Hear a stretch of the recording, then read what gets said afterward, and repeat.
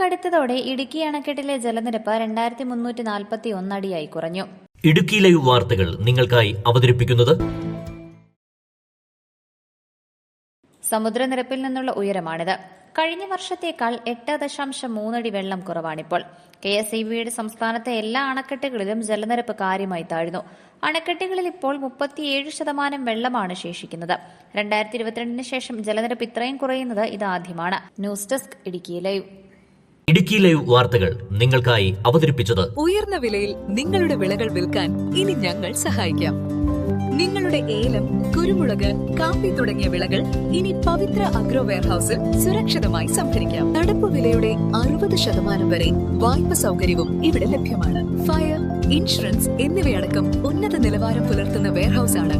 ഏവർക്കും സന്ദർശിച്ച് തീരുമാനം എടുക്കാവുന്നതാണ്. കൂടുതൽ വിവരങ്ങൾക്കായി ഉടൻ താഴെ കാണുന്ന നമ്പറിൽ കോൺടാക്ട് ചെയ്യുക.